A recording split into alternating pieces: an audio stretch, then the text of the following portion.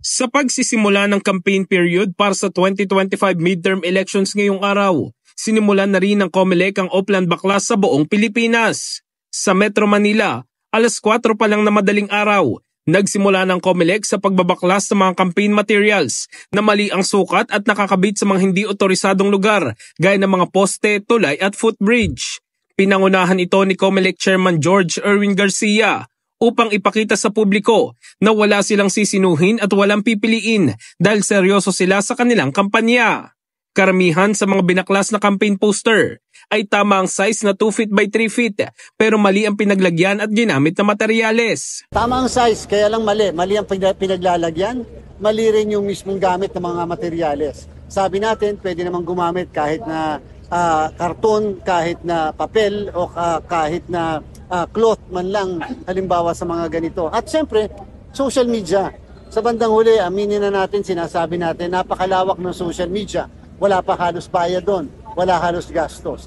Tanging mga illegal na campaign materials muna ng mga tumatakbo sa national position sa binaklas ng komisyon.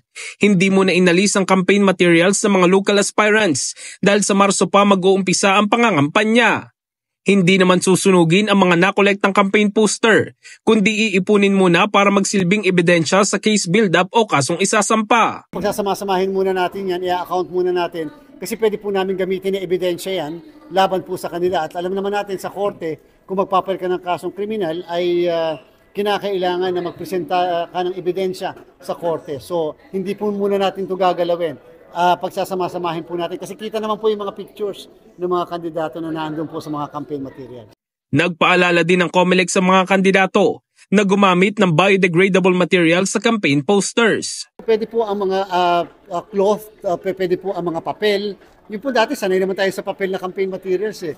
At syempre, yung po, basta yung anything na hindi po na pwedeng magamit, ma-recycle ng mga gamit. Pag po kasi plastic, alam natin, wala na siyang paraan para ma-recycle siya and at the same time, hindi na po halos magagamit siya kahit pa sabihin mong kaya mo siyang tunawin.